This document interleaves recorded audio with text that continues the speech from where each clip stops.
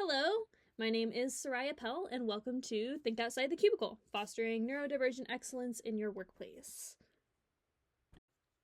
The goals of this workshop first are recognition. What does it mean to hire, include, and support neurodivergent individuals?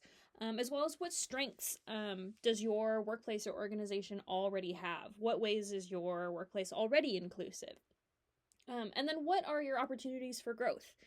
What aspects could be adjusted to better suit those with diverse neurological types? And what changes could you make to your workspace to make it more inclusive?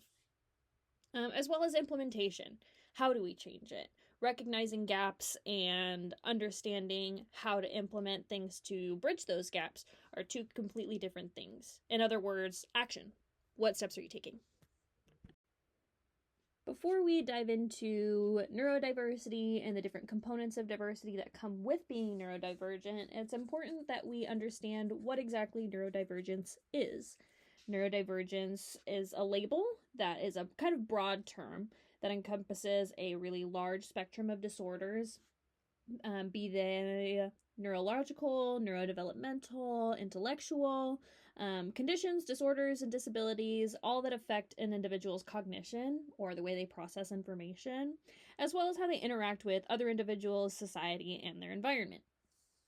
These can include conditions such as dyslexia, dyspraxia, and dyscalculia, attention deficit hyperactivity disorder or ADHD, and autism spectrum disorder or ASD also fall under this category, as well as Tourette's syndrome, and also some mental health conditions such as obsessive compulsive disorder or OCD, bipolar disorder, schizophrenia. Most general like intellectual disabilities will fall under this category as well.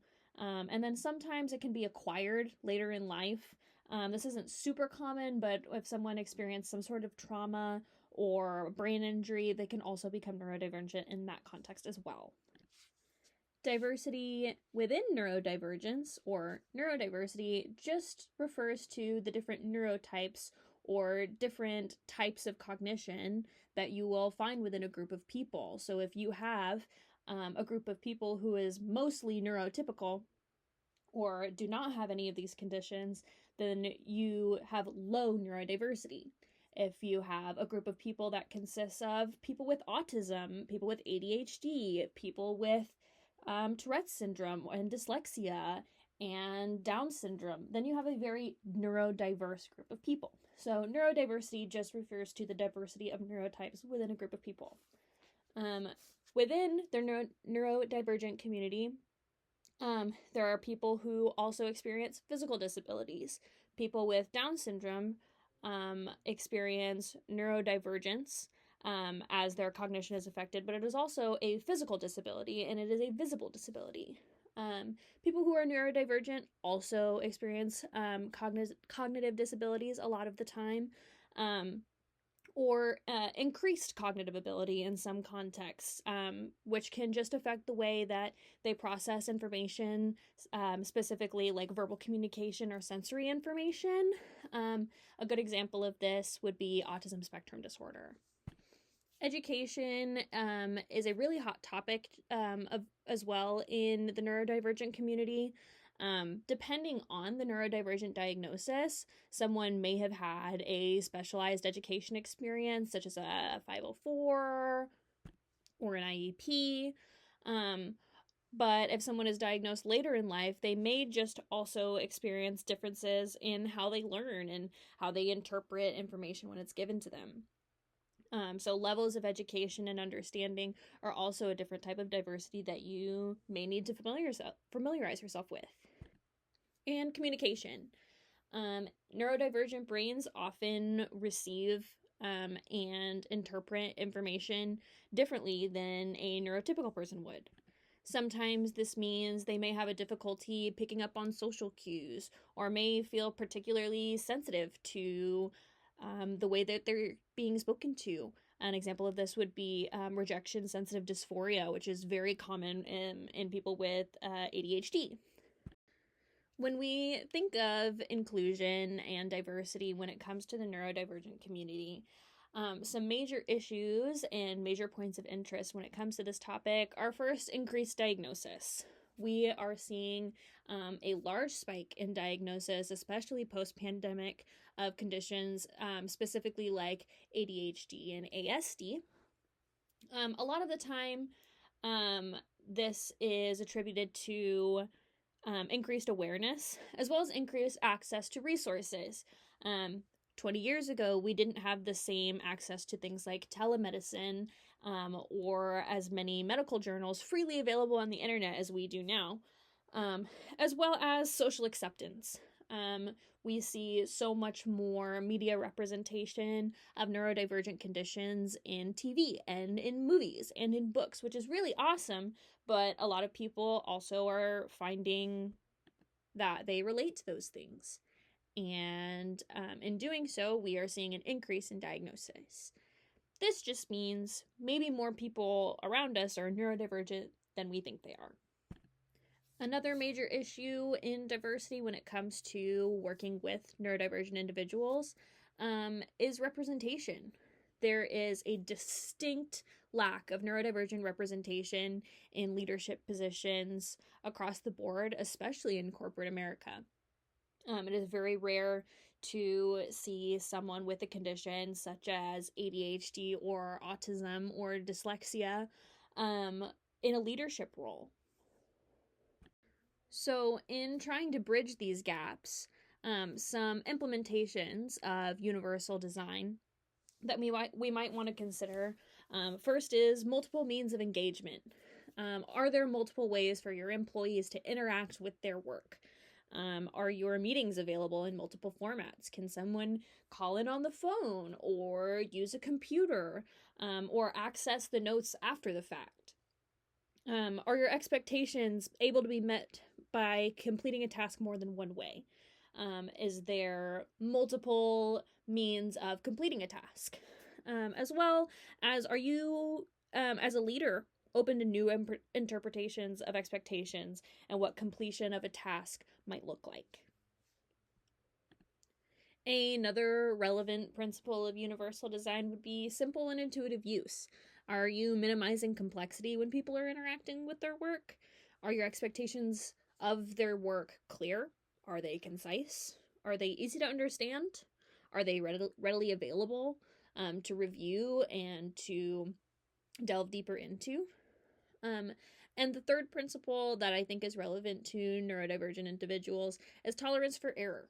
How do you and your organization respond when mistakes happen? Is your understanding of the right way to do something flexible? Do you have an openness to alternative ways of completing a task? Could it be misinterpreted? Did the way you explained it make sense to the person you were explaining it to? Is your response to errors rooted in a growth mindset? When a mistake is made, is the following conversation one that seeks to understand, or is it one that seeks to blame? And how open are you to changing your expectations as your staff's needs change? Like I said, there is a growing rate of diagnosis as far as conditions such as ADHD or autism go. And as the needs of your staff continue to change, are you willing to change your expectations? And finally, do the consequences for error allow for growth? If someone makes a mistake, are you allowing them to try again? Are you allowing alternative means of completing the task? Are you giving them resources or help along the way? I'd like you to really take a second to think on where the gaps may be in your workplace as far as means of engagement, simple and intuitive use, and tolerance for error may be. Do you see any of those gaps for yourself? Do you see any of those gaps for other people that you currently work with?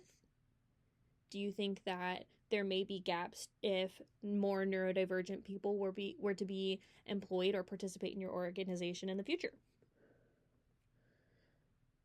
Here are some great examples of how to improve each of these different principles of universal design in your workplace. As far as means of engagement, you could add closed captioning to any digital video media, as well as allowing people to engage in conversations and meetings in multiple ways, be that virtually or taking notes and allowing people to access them after the fact, or allowing them just to participate via phone or auditorily without necessarily having to show a video. You could also introduce flexible scheduling when appropriate. You could allow non-disruptive fidgets and opportunities for stimulation for people who may need more sensory stimulation in the workplace to stay focused and to stay engaged. You can make your physical environment more adaptable to those with sensory issues. Are you able to adjust the lighting? Are there any loud sounds that can be avoided? Are there certain parts of the office that are busy and maybe loud? As far as simple and intuitive use, make sure that your expectations of a certain task are recorded in some way so that they can be referenced later. You can do this by writing it down and having it stored somewhere, be that in an email or even on a sticky note you put on somebody's desk.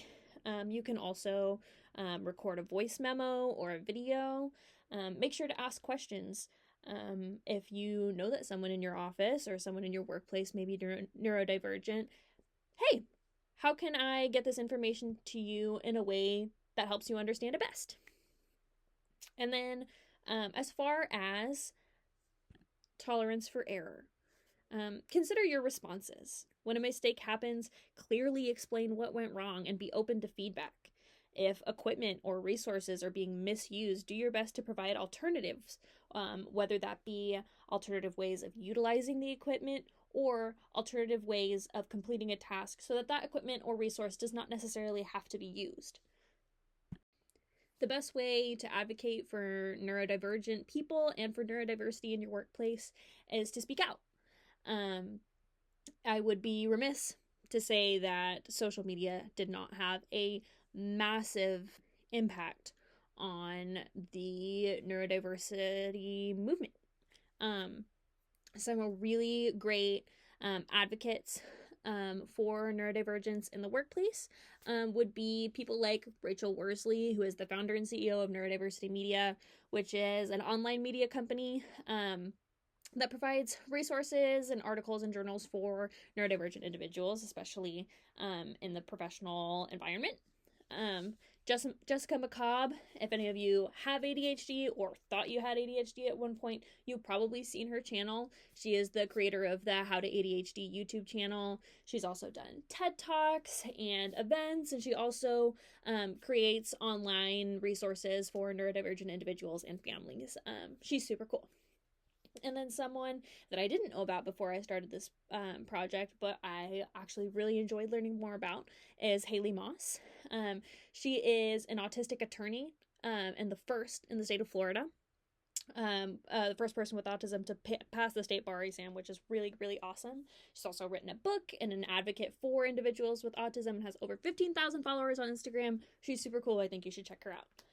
And then some companies who are really promoting neurodivergent voices and uplifting neurodiversity within their workplace are Ernst & Young. They have created 23 neurodivergent centers of excellence internationally, as well as Microsoft. They have a neurodivergent hiring program that focuses on attracting and supporting neurodiverse candidates. So that's a lot of words. So what? What's important is that neurodivergent people make up between 15 and 20% of the world's population. That's a lot of people. And making changes to your workplace can help support your neurodivergent colleagues, as well as have some fringe benefits for you as well. Having adjustable lighting or being able to have quiet spaces in your office may not just help the autistic person that you work with regulate, but also if you have a headache and don't want to deal with bright lights and loud noises all day, that might also make the office a safer place for you. Understanding universal design concepts can help you make your workplace more inclusive. by really diving deep and immersing yourself in the world of universal design, you'll find that even small changes can make someone's work life a lot easier. And changing the way you communicate and interact with others can improve your workplace culture and efficiency. Um, Neurodivergent people tend to have this habit of thinking outside the metaphorical box. And if we put neurotypical constraints on people who are not designed to think that way, we might be missing out on really unique and amazing perspectives. Here are some more resources for you. On the top left corner there, I have a TED Talk about ADHD in women and girls by Martha Bernard Ray. I watched this TED Talk about 3 years ago, and that is how I started my journey on getting myself diagnosed with ADHD as an adult and as a woman. And I think that she really has a lot of excellent words about supporting specifically ADHD women in the workplace. And then I just kind of included a few links on accommodating specific conditions in your workplace to give you some more ideas on what some realistic modifications can be in your workplace. Here are my resources. As you're looking them over, I just want to thank you for taking the time to listen and to watch and to learn. I really hope I was able to give you some ideas on some ways to bridge gaps in your workplace and make it a more inclusive place for neurodivergent folks and creating a neuro-inclusive workplace.